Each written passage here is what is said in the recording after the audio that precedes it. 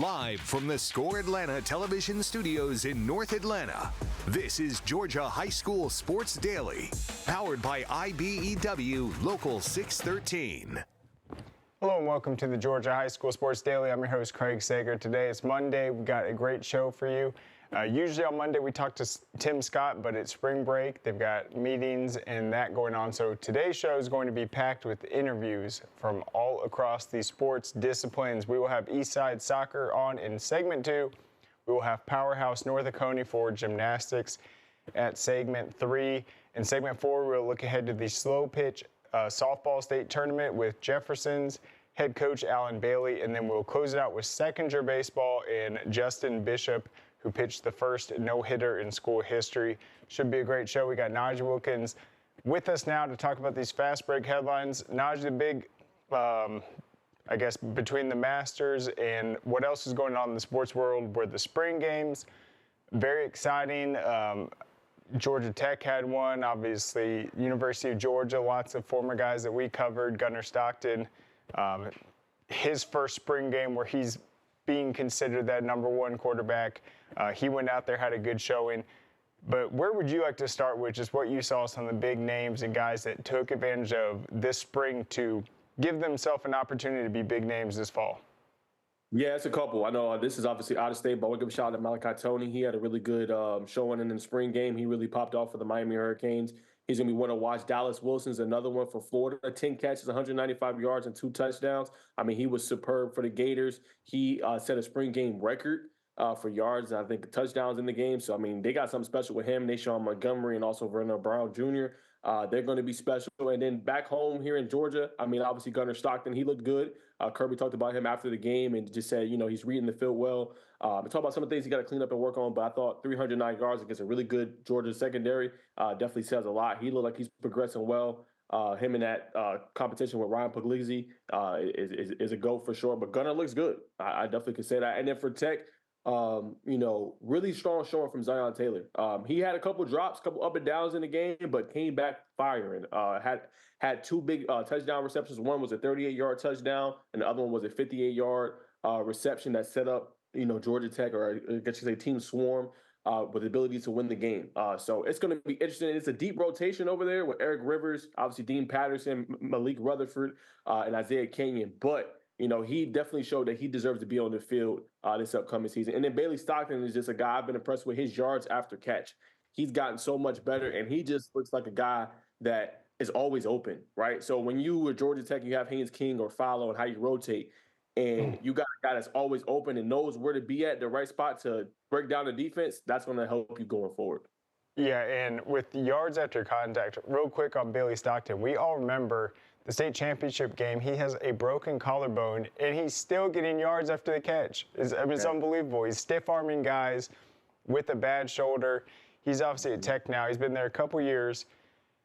Did you mention Aaron Philo, or what's going on with that situation at Tech? Yeah, so for Philo, I mean, he has a bright future, right? It's just going to depend on if he wants to stay the course with Tech. He can go anywhere right now in the portal if he wanted and get about $3 to $4 million a year. I mean, that's how good he is. When you talk to the staff around Georgia Tech, they feel like he has one of the best arms in the country. Right now, it's showing it wasn't the best. He made some mistakes. He talked about that, 2 interceptions in the game. But I think that was more of a reflection of Blake Gideon and that defense, along with Coach Corey Peoples and Coach Jones, and their ability to fly to the football. And they just look like they're playing at a different speed. Reminds me of Texas last year and what their DBs was able to do. So I don't think that was a reflection of Philo. Philo made some good throws, came back against the adversity and looked good. But it'll just be his decision. I think it's going to be his team next year. And I heard through sources that he's still expected to get some playing time this year, even with Haynes King as a starter. And then Zion Taylor, real quick. I mean, he was a big name early in his high school career. It seems like he has a lot of experience. He's bringing over to Tech. Very explosive playmaker, can score a lot of touchdowns. What do you see from him this upcoming year? So I just give you what Coach Key said at the press conference. He said he's the epitome of a guy that went to a program, didn't cheat the system, did what he was supposed to do, worked hard, and continued to get to where he is. He's a true, I guess you could say, pillar of the Georgia Tech program. That's basically what Coach Key said about him. He's been raving about him all spring as well. And I think just the resiliency. That's the word I want to use when I talk about Zion Taylor. Resiliency. He's went through just a lot with just not being to see the field, and he's continued to show up and show out. And when you have that, it's super special. And Georgia Tech is deep at the wide receiver spot. They can go about 9 or 10 deep, easy. So when you have that and guys that you can plug and play, it makes them dangerous. And I think for Taylor, he has a bright future. Just him staying the course with Tech, I think is going to pay off for him, and I think he should see the field this year.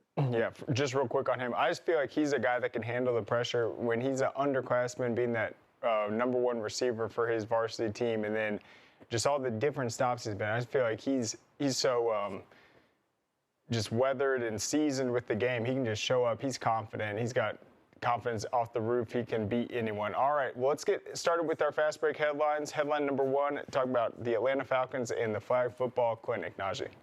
All right, so Atlanta Falcons will hold girls flag football clinic and coaches seminar at Cherokee High School on April 26th. They will be presented by Children's Healthcare of Atlanta at Cherokee High School. Coaches and administrators will learn from Atlanta Falcons and NFL Flag how to field, build, and create a girls flag football team. All athletes participating in the clinic will learn from flag experts, skills, drills, and the fundamentals of girls flag football. The event is free, but registration is required. Again, another great sign, obviously, for the Falcons, just staying heavily involved in this flag football. We saw, we talked to AD a few weeks back, and just their ability to just be at the forefront of this before it kind of took off, I think is special for the Falcons. They're doing it in soccer, obviously, as well with the Atlanta United team, but I mean, they just been great with this, and hosting these free clinics, Craig, is really good for coaches so they can learn the game, different system, different schemes, different formations, just different things they can add to their team moving forward. Yeah, and how important do you think it is for not only the coaches, but then the players? Because we were learning things about flag football the last couple of years. I mean, with the role of the center, the pass rusher, all these different roles, for the coaches to have a better understanding and then the girls to understand the sport more in terms of generating more people to come out for it. I think it's to your point, what you said, Craig. I think it's going to make it more exciting going in the future. You always talk about just how excited you are to see the different creative trick plays and how creative the playbook is going to be. I think you're going to just see girls getting open, girls, making magnificent plays that's going to draw more attention and garner more people towards the sport. So I think you're just going to see a lot of highlight. I think my thing is the more highlight reel plays you're going to see. I wanted to tell you, Craig, there was a girl on Instagram. She's been going viral for her footwork. Class of 2029. Give it a check when you can. But just her footwork really stunned a whole bunch of different people. Just how she was getting in and out of her breaks. I think you're going to see more of that moving forward for the flag football sport, and more girls getting more recognition for just how they're moving in and out of the routes, different highlight reel plays they're making, similar to what we see with football. Yeah, more motions, some crazy combo routes too. We'll be really excited. So that is April 26th. All right, headline two, a big winning streak snapped this weekend, Najee. Yes, Brookwood Baseball, 13-game winning streak was snapped by rival Walton. They're going to play Parkview this upcoming week in the final series of the season. So they winning streak ended with a 7-5 victory for the Walton Raiders. Good bounce back for them. Brookwood split the pitching duties among 7 players as they prepare for Key Region 7 6A series with Parkview on April 15th and the 17th. Brookwood's leading hitters were Carson Tulos, 1-2 with 2 RBIs, a run and a walk. Shia Brown, 1-2 RBI double. Boomer Rosinski, 1-4. Alex Reyes was 1 of 3 with a double and a walk. Max Rosinski, he was 1-for-4 with a double RBI run. And Diego De Jesus was 1-2 with an RBI as well. And as you guys can see with the Raiders win recap, 2 BBs for Todd Haley, also a stolen base, and then 3 innings pitch, only 1 hit and 2 strikeouts for Nolan Farner. And then Walker was 1-3 with 2 RBIs, a BB, and 2 stolen bases. Yep, there'll be a big series, Brookwood Parkview, coming up this week. All right, headline 3, Buford girls soccer remains unblemished after battle of unbeatens with Northgate this weekend. The undefeated Buford girls soccer team, ranked number 2 in Class 6A, returned to action on Saturday with a 2-1 win over Northgate, who's number 3 in Class 5A. The match was played at the University of Georgia. Ebony Torres, Bree Adams each scored a goal in the victory. Buford, now 15-0, has non-region matches left against Pinecrest Academy, who's 16-0, Lambert, who is 14-1 before entering the state playoffs as Region 8's winner and number 1 seed. Northgate suffered its first loss and falls to 15-1. Big result, obviously won't hurt either of them, but a good win for Buford and University of Georgia being able to host that. All right, headline 4, Najee, talk to us about some track and field and the Jenkins Warriors.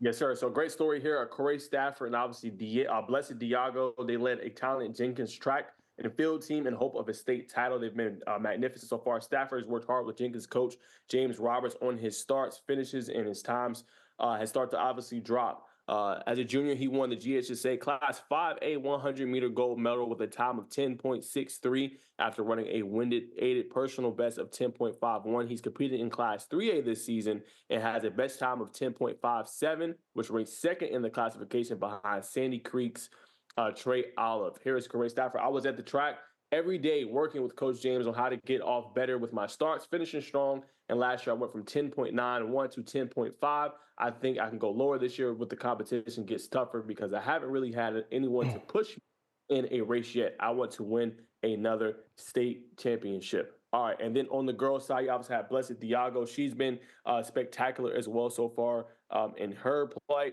The 100 hurdles is my favorite event because I think it is the most challenging. I'm trying to do overtime this year and get PRs in all my events to get back on track after last season. I want to medal in all 4 of my events at state this year. She also has been phenomenal. Recently had a 49.55 in a meet, and she's one of the best ones in the state.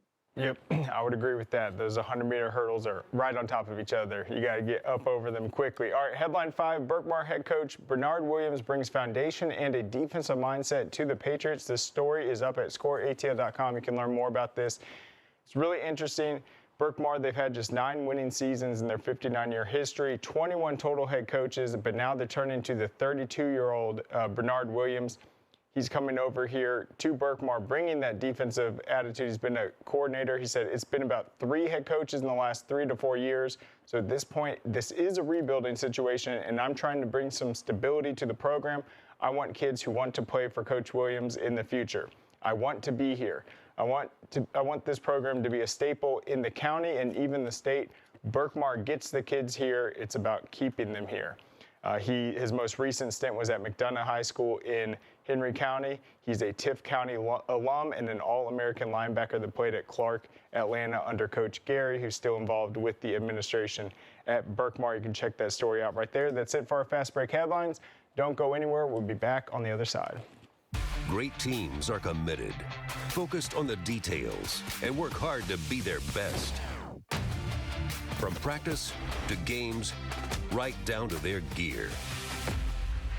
Your field is a critical part of the game that allows your athletes to showcase their athletic abilities. Sports Turf is committed to bringing your team innovative sports surfaces with unparalleled performance. You bring the vision. Our team brings it to life. This makes my dad proud. He went through his whole career as an employee. Now I'm the employer, something he didn't achieve. We are signatory to IBEW and do IBEW people wherever we go that we feel like they are faster and better than any of our competition. The advantages of being a signatory contractor is you're trained employees. You have unlimited manpower. It allows me to bid on jobs that I ordinarily would not go after. We celebrate the athletes, the buzzer beaters, the record breakers, the wins. Now, it's time to celebrate the people behind it all. The advice givers, the community shapers, the game changers, the life changers. It's time to celebrate our coaches. Join all of us at BSN Sports and show your coach some love by sharing their story with #ThankYouCoach. Man, you know how to do this? Man, I don't even know. I was flipping burgers last week. Violation, unsportsmanlike conduct, impersonating a craftsman. Skilled trade unions are well-trained career pros, not part-timers. Construction is a rewarding and lucrative career with the advancement potential, but you have to do it the right way with the right training. Learn how you can be a pro. Find your career at GeorgiaConstructionCareers.com. Georgia High School Sports Daily is brought to you by the International Brotherhood of Electrical Workers, Local 613. Electrify your career. Welcome back to the Georgia High School Sports Daily. I'm joined with Hayden Gilbert right now. We've got Eastside's boys soccer program on the call right now. Jabari Bennett, the head coach. Looks like he has some players with us. Coach Bennett, start us off before we get into this year's season. Just who do you have with us in the room? The mic is on. Thank you, gentlemen. I appreciate that. But Right here, this is Alexis Vieira, Thomas Hill. This is Griffin Lane. This is Wanderson Johnson, Benjamin Weaver, and Malachi Sharp. All right, and then you guys returned a lot of your team from last year. You guys have had a really phenomenal year. You're undefeated. You won the region title, first time in a while. But what was it about just the returning talent that you felt this team would have a real identity and be able to have the success they've had? Well, honestly, sir, with them all returning and a lot of them being seniors this year, they knew this was their year to win it.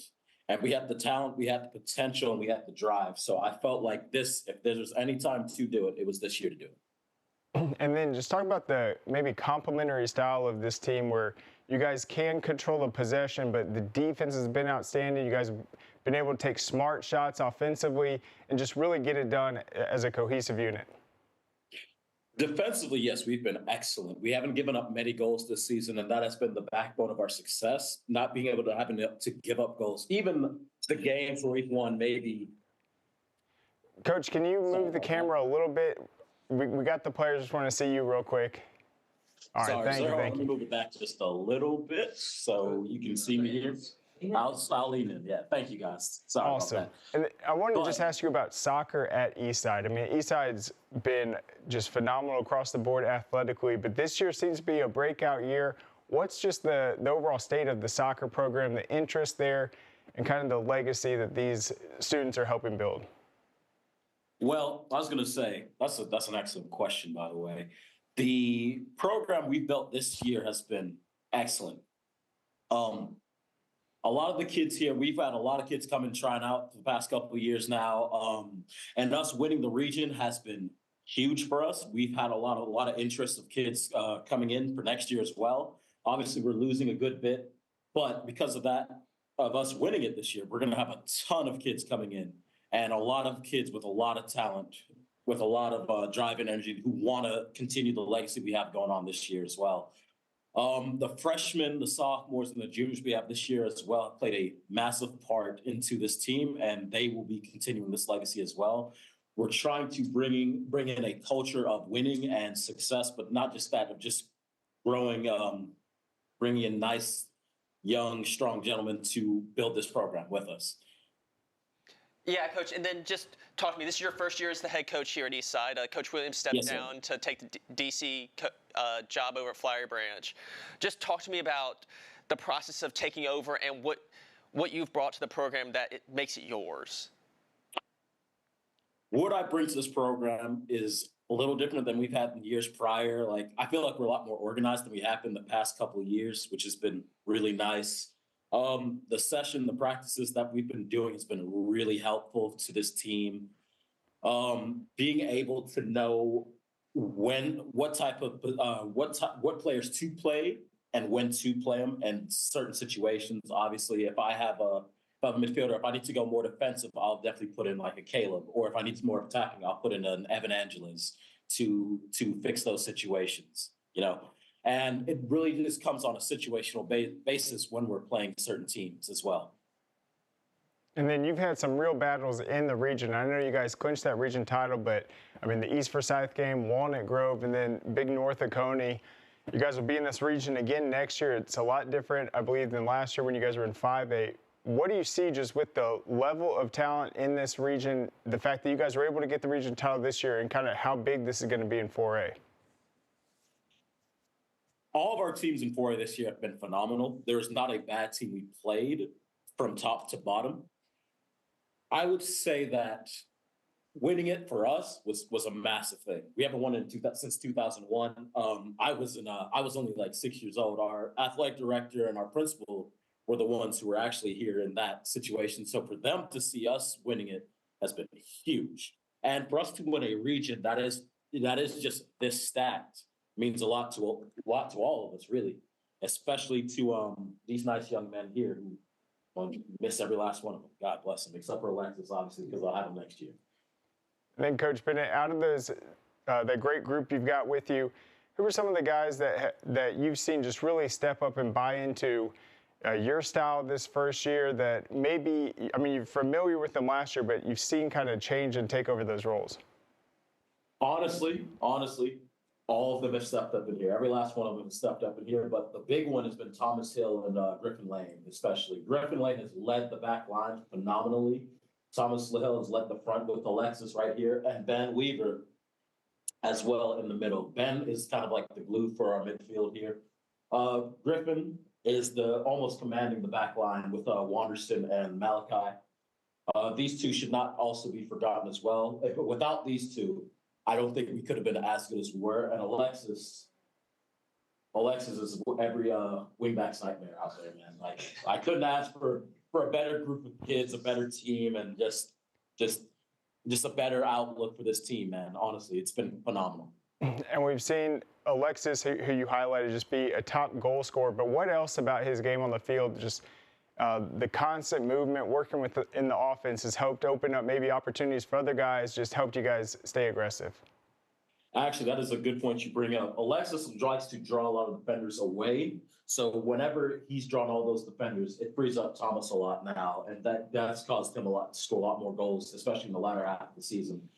I would also say that his willingness to go at defenders as well is a definite advantage for us. A lot of wingers now don't really do that. They will just kind of they'll go up, cut back, play it back. Simple as that. He's not afraid to take anyone on, and that is a talent you really cannot teach. You can't teach somebody to take on another man like that.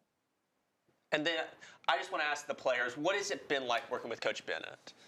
It's been amazing. It's been something new, something we haven't had over the past years, and it's been great overall.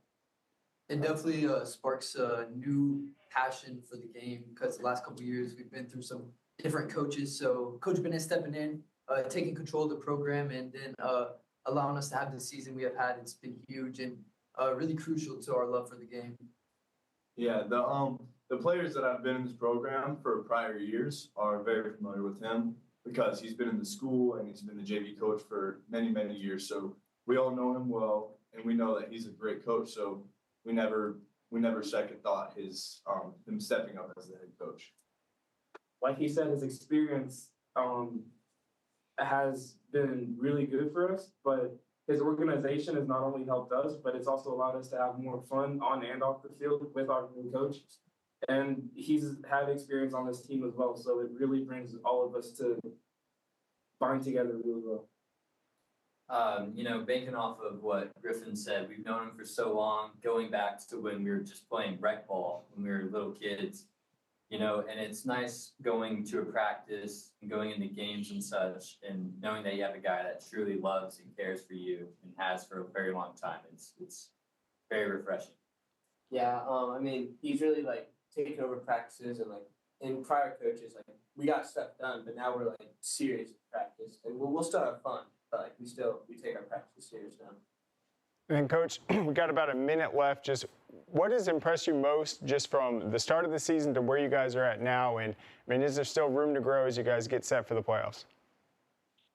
I am proud of all of these guys, man, for not just for their sportsmanship, their ability to work hard both on and off the field. Both everyone's grades are fantastic. Practices, they work hard. The games, they take it seriously. I could not ask any more from them. There's always things to improve on. Nobody's perfect. No team is perfect. So there are always things we can work on. We see things we can work on every game. But honestly, coming to the playoffs, I think we'll do fine. I think we'll be okay. And we're just going to take it one game at a time. Well, thank you so much for coming on the show, you guys. It was great to meet you guys, talked with you. We can't wait to see you guys in the playoffs. And congratulations on the undefeated season so far, the region title, and best of luck. Thank you, sir. Thank you. It means a lot. All right, go Eagles. So, yeah, this year, 65 goals, only 11 allowed, 13-0, a chance for perfection. Don't go anywhere. We'll be back on the other side with North Oconee Gymnastics.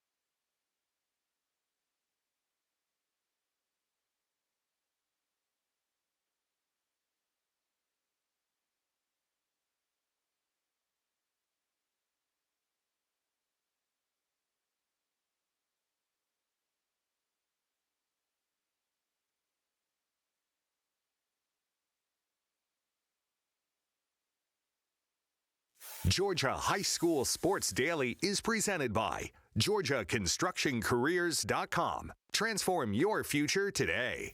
And by Smart Local 85. Sheet metal is a smart move. Welcome back to the Georgia High School Sports Daily. Right now, we will be joined by Hillary Sanders, head coach of North Oconee. North Oconee has become, in my opinion, the greatest gymnastics program in the state. You guys are on quite a run. Another great season. Thank you so much for coming on. Thank you for having us. You bet. We've also got Hayden Gilbert here. He's been highlighting you guys this season, but what I want to ask is, during this run where you guys won your first state title, 2019, you guys have won every year. Yeah. How hard is it to be just solid in all the different events, the floor, the beam, the vault? I mean, some schools might have a particular strength, but it seems like you guys have girls that can do any of them. Well, yeah, we definitely try to spread it out and have as many girls participating as we can. So not everybody does all around. So we have some girls who, favor one event over any other. So we let them focus on that one. And then, but they're just some awesome athletes. So we're definitely blessed in that sense. Certainly. And while you have them there, introduce us to who you have behind you right there and talk about them. Well, we're a little low because a bunch of them are in class, but I've got Emery Shepard, Kylie Roldan, and Tatum Poe. Kylie and Tatum are two freshmen, and Emery is one of my seniors who has, this is her fourth year competing at state for us. All right, and so having a young squad, something you've dealt with before, what's impressed you with them just being able to handle these varsity meets so far this year? I am constantly impressed with their abilities and their composure. But I think they just all have fun together. And, the outside pressure doesn't really get to them because they're just focused on each other and having fun and encouraging each other. And that's what makes it the best. And Coach, just talk to me about this run y'all been on and how you. We always talk about other sports of coaches avoiding complacency, and how do y'all just continually be great? They just, focus on themselves and getting better individually, and then constantly building each other up. And so we have, younger girls that come up, and I graduated a ton of seniors last year. So having these younger ones step up and, kind of look and go, okay, our big need is bars this year. And so we have some that have really stepped up and have worked on their skills on bars to kind of fill in those gaps of the girls that we've had for 4 years that graduated last year. So just looking at kind of individually what we need for the team and where we can be successful. And then, Coach, I want to ask you just about the gymnastics community in general. I got some more that just showed up. Oh, perfect. Before we get to them, just the gymnastics community in general in the state of Georgia, you guys have been a top program. Now you guys can host events. There's a lot of talent. Just what have you seen just with the growth, some other programs that have kind of stepped up, produced a lot of talent, and just where it's heading just as a community? It's really fun. This is our 12th season as a team, and just seeing the growth in the whole state of gymnastics and schools that are coming in. I've had other schools that this is their first year, and they'll reach out and ask some advice on scheduling and how they do their, JV versus varsity teams. And it's just really fun because I used to lean on I still lean on coaches who've been doing it longer than I have, but now being able to give back to other coaches is really fun to see the growth of the sport. But we're incredibly blessed in this area to have multiple gyms in our area that train the girls, and they grow up doing the sport, and some retire, and having the high school team to get to continue their love of the sport is fun to have. And then you guys have a top ranking right now in the Class A through 4A, 110.375. I think you guys won state last year around a 112. There's a lot of talented teams this year, obviously in the upper classification. Then in yours, you got Bremen, Bowden, East Forsyth. What's your overall thought just about the challenge this year, this classification, and the level of focus it's going to take at state? Oh, yeah, we've definitely seen some higher scores going on this season. So that's just so fun for the sport. But, with ours individually, we just the girls want to do better each week than they did the previous week. And then together as a team, the scores all come together. So, Coach, and then additionally, you brought it up earlier, but this is, compared to some of your years past, this is a really young team. Just when it comes to figuring out who's great at what and shaking off some of those nerves, how do you balance all of that into and get this into a state championship caliber team? Gymnastics is as much a mental sport as it is a physical sport. So as long as they all have the right mindset and going in and having fun, and I always I take the nerves off of them and just put them on myself. So I'm just trying to lighten the mood and encourage them before they go on. And, we may be busting out some dance moves before they go on to kind of relieve some of that pressure, but just taking it one event at a time and one score at a time is the best approach.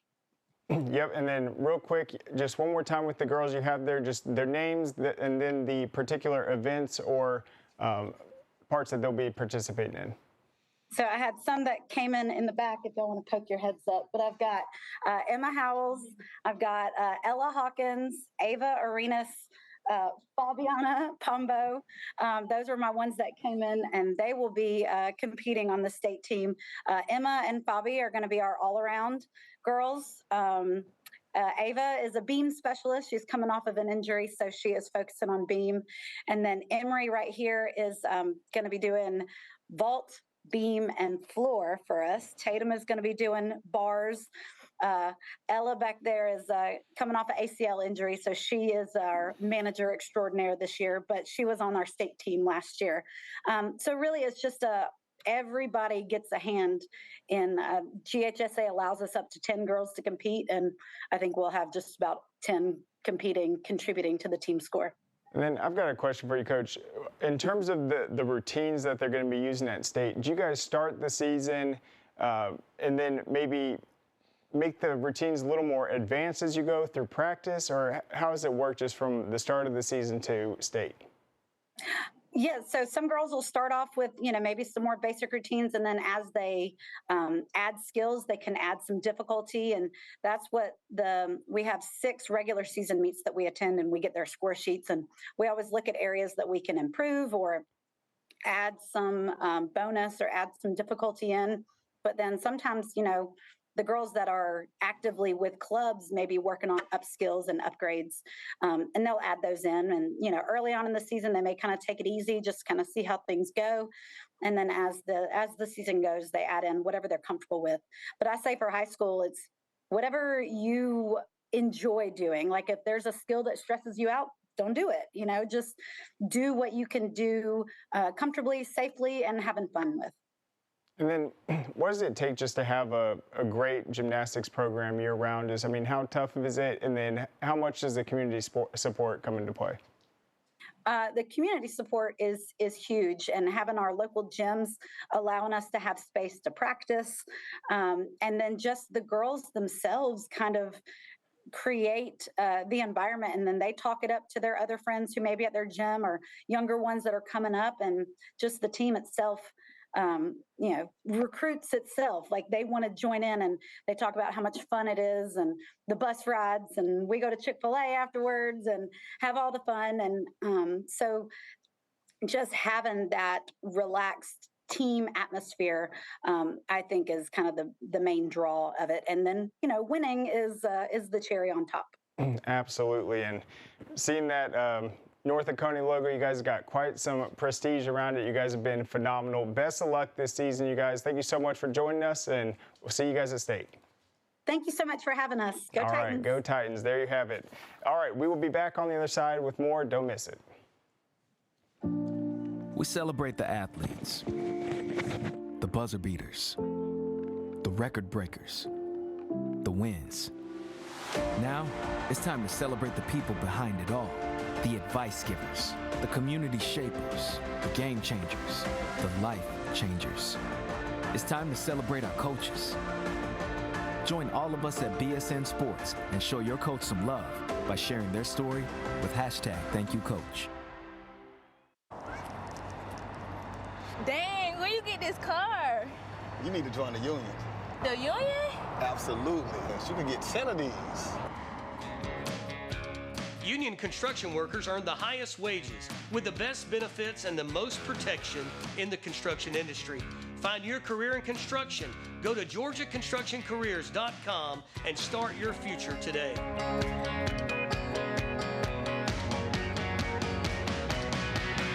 A journeyman with Local 85, when you turn out, you can be hitting six figures. Hey, I have your back, you have my back. We're going to do this together. We're one for all for one. College just wasn't for me. Let's look into actual career jobs that wouldn't take college, where I wouldn't, lose money and all that. Instead of losing a lot more money at the end, why not make money and make more money at the end?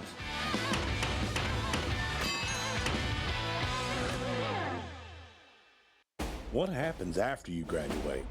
Will you go to the next level? Will people have your back in the heat of the battle? Will you still train like a champion in pursuit of greatness?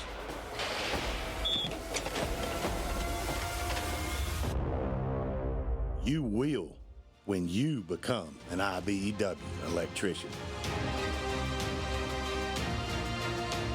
Join our team. Visit IBEW613.org. Welcome back to the Georgia High School Sports Daily. I got Max Waborski with me right now. We're going to be joined by Jefferson's softball slow pitch head coach, Allan Bailey.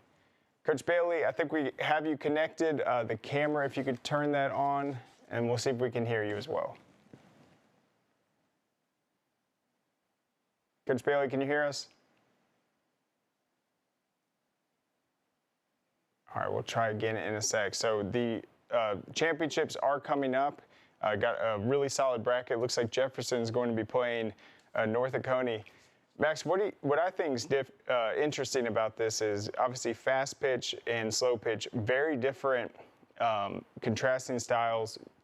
You're going to have to be really more defensive oriented. The slow pitch is actually more fast paced because the ball is in play more. Very exciting. I mean, what do you think is a key to be able to win it just in this format? Well, it's like you said, in slow pitch, usually the ball is more in play. So I would like to see what kind of offense people are working with in the tournament and how they can keep that offense going in the tournament as well. Keep the ball in play. Yep, and then Jefferson has come close. They've been a phenomenal program. Runner-up finish last year. What do you know just about this year's team, earning the #4 overall seed, playing a tough North Oconee team, but just their overall chances and what it's going to take? Yeah, I mean, they're bringing back a good team. They're coming off a runner-up from a year ago where they lost to Creekview. I believe they lost 14-3 in that game last year. But they beat Creekview and to bring it to like a if necessary game, that kind of game 3 scenario. But they're ready to bounce back and ready to go for this season. Yep, and you said Jefferson forced that winner-take-all game in the championship last year and defeated them 11-10 in extra innings. Then Creekview was able to come back 14-3. We've got a lot of teams that have qualified for state. It's a fast-paced tournament, but have you seen something about maybe what region of the state has been dominant? It looks like the #1 overall seed is going to be Richmond Hill. It's a South Georgia team, but pretty much just programs from all different classifications are in this tournament because it's not your typical 6A, 5A, 4A. I mean, this is just the best of the best. Yeah, just the best of the best and just the best of the best of what they have in Georgia as well. So whether it's Creekview, whether it's Richmond Hill at the top as well, there's just great teams all around and filled in this bracket. Certainly, and obviously it's going to be a lot of fun, exciting. This will be taking place, I believe, in Woodstock. Do we have Coach Bailey yet, or is he still trying to connect? All right, we still don't have him, so we can pull that up in a second. But some of the other matchups, so the #1 overall seed is going to be Richmond Hill. They'll be going up against Woodstock. Woodstock will have that short travel time because it's right in their backyard. Once again, this is going to be the April 16th and 17th, so right in the middle of this week. The championships will be on the 17th, so lots of games to watch for. We'll have all the scores at scoreatl.com. You got Elbert County against Colquitt County. Below the Richmond Hill Woodstock, that's the #8 through #9. You got Creekview, the defending champs, are a #5 seed this year. They're going to be taking on Savannah. They'll be an 11 a.m. start on Wednesday. You got Jefferson playing North Oconee. Very tough matchup right there. They're familiar with each other. You got Sequoia, the #3 seed, and Groves, same situation to Creekview and Woodstock. This tournament's in Woodstock, so it'll be a short trip For Sequoia, you got Franklin County against East Lawrence, Haralson County against Hart County, and then the final matchup, you got West Lawrence against Cherokee. And what's really interesting about this is there's some tough matchups we mentioned in that first round. Obviously, North Oconee and Jefferson. Someone's going to win that matchup. Someone's going to lose it. But you go down to the loser's bracket, you can climb your way back. Yeah, no, it's just like that double elimination, that kind of feeling where you know you have some cushion there where you can drop a game, but then once you get back to it, I mean, Jefferson came out of the gutter last year and almost won the whole thing, so it's anyone's game.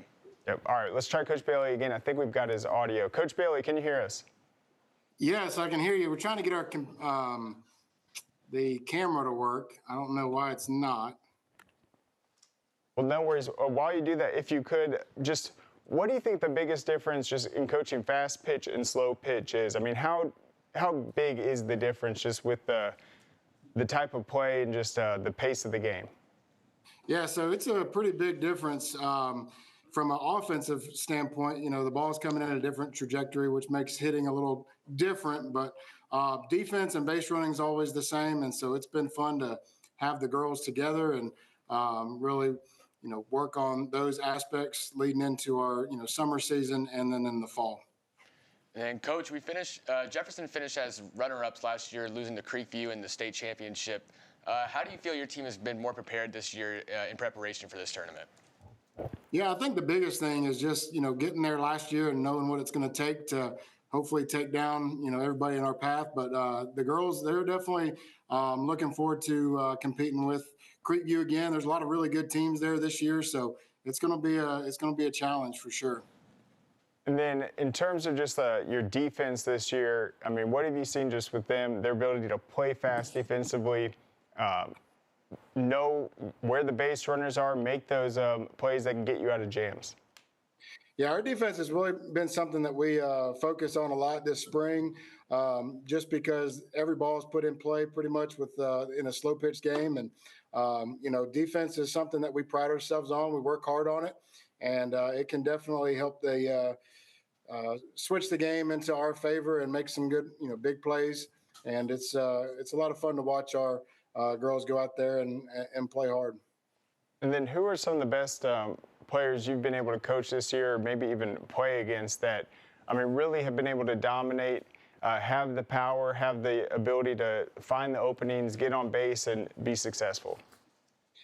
You know, our lineup is really deep. We've got a lot of really good hitters and defenders as well. Allie Baldwin's had a really big year for us so far, and she's been working really hard in the weight room, and it's been nice to see. I think she's probably got, you know, 15 or 16 home runs on the year so far. And then Jenna Rapp is our shortstop. She's had a lot of, you know, big hits for us. She plays really good defense. I think she's up to about 25 home runs in this slow pitch season already. So those are two big bats for us. We've got Reagan Hayes and Addie Hester and Braylon Vandiver, Abby Kinlaw. All of those have been really big players for us, and Sarah Grace Cooper and Megan Coyle. Those are all really good players for us this year. And then, Coach, looking at the bracket now, it says you faced North Oconee in the first round. It was a tough North Oconee team, and then with the possibility of playing Creekview in the second round. Just thoughts on the bracket in general and where your team stands. Yeah, we really like our spot. You know, North Oconee, we had them in our region, so we're very, you know, familiar with them. It's you know, it should be a good opening test for us.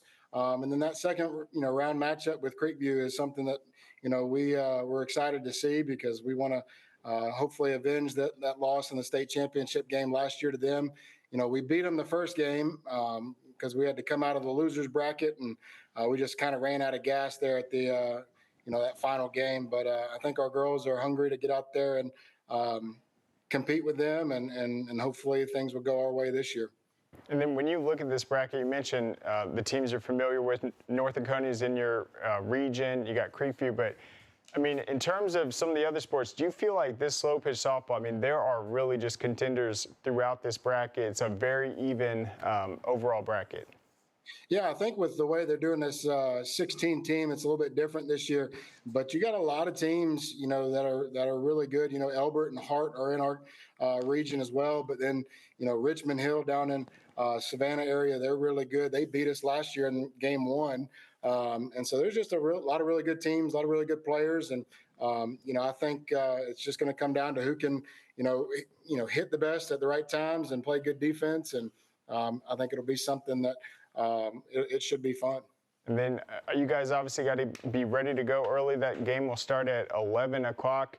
You're going to have that one game at a time mentality, but, I mean, how are you guys going to prepare for it? What's the schedule looking like leading up to that first game?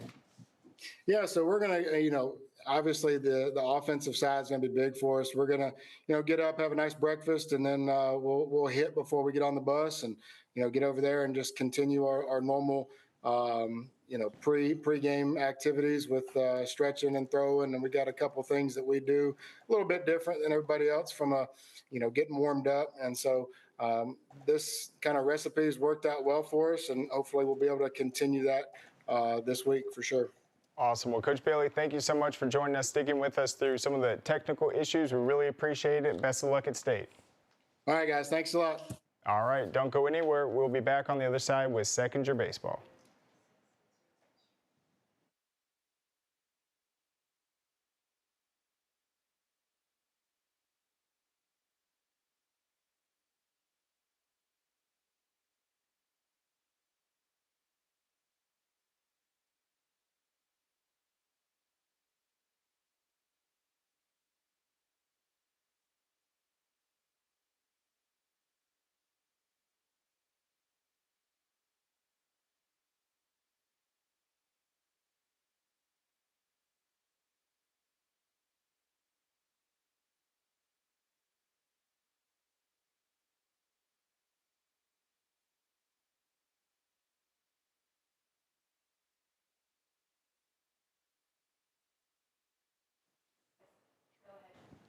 Hello?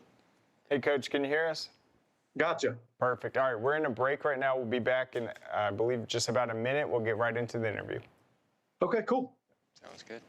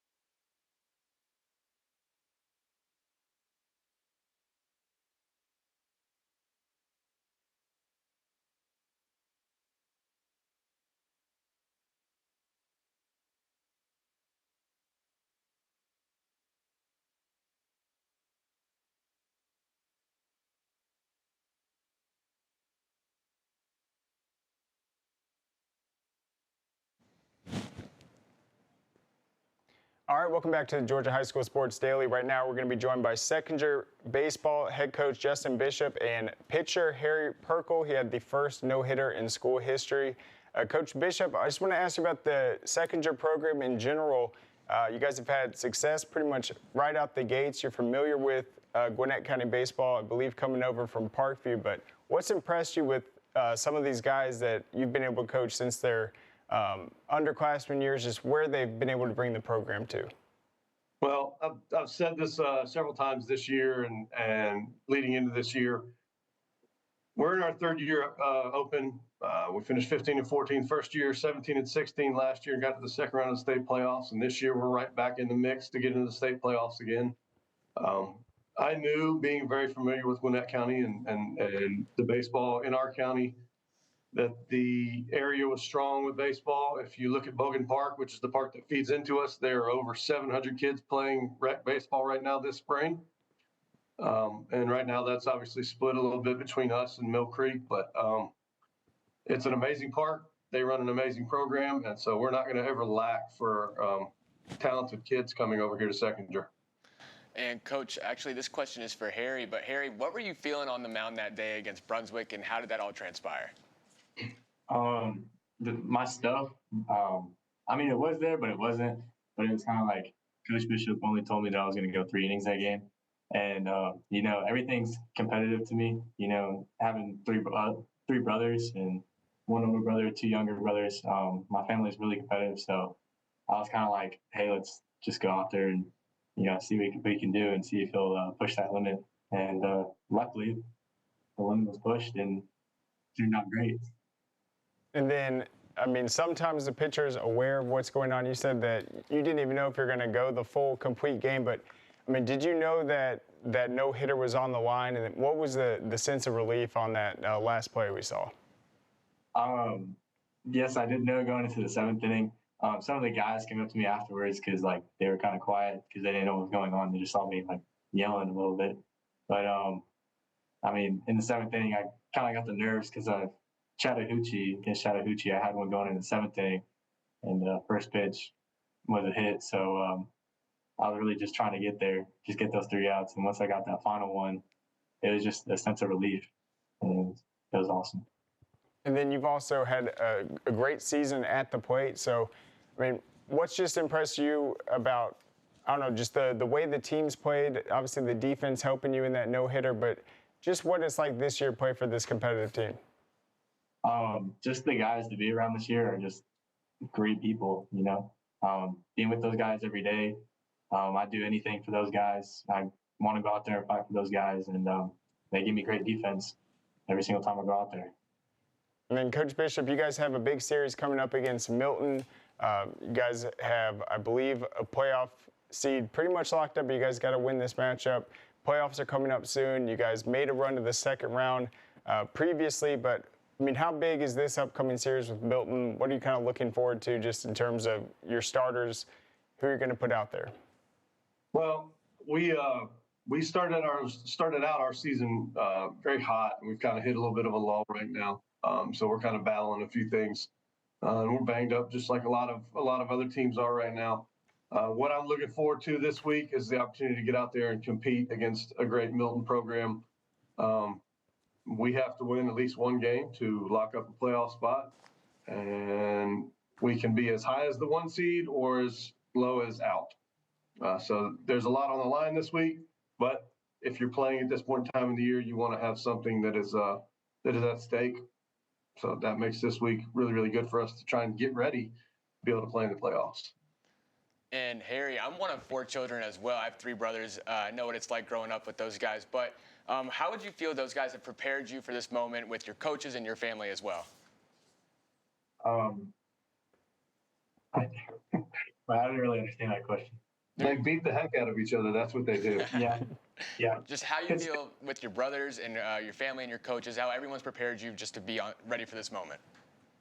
Just having a big family. You know, I come from a big family, mom and dad's side, and they just teach me to be humble, and everything that they do is like through the Lord. And I'm very blessed to have a family like that. And the brothers. I mean, I love my brothers. You know how brothers are. We just fight all the time, but in the end, I do anything for them. And then, Harry, what does it mean to play for Seckinger and have the first no-hitter in a young, upcoming Gwinnett program, just to be able to know that you're not only the first one to do it, but you did it with a complete game? It's awesome. Came over here, my mom and dad, my sophomore year, were deciding where I wanted to go, and it was either stay at Mill Creek or come to Seckinger, and we planned it out, and it worked perfectly. We put it in God's hands, and here. Because my brother, he was at Mill Creek for his senior year, and I was over here my sophomore year. So it kind of felt a little distant between me and my brother, but worked those out, and being able to just grow as a person, not only just as a player, but and learn the community around us and build it up is something that I'll never forget. Absolutely. Well, Harry, thank you so much for joining us and sharing that experience. And then Coach Bishop, thank you as well for enlightening us into the Seckinger program. Best of luck against Milton and the playoffs. Thank you guys for having us on. Go Jags. Go Jags. All right, there you have it. That's it for today's show. We'll be back tomorrow live at noon. Go to scoreatl.com for more coverage.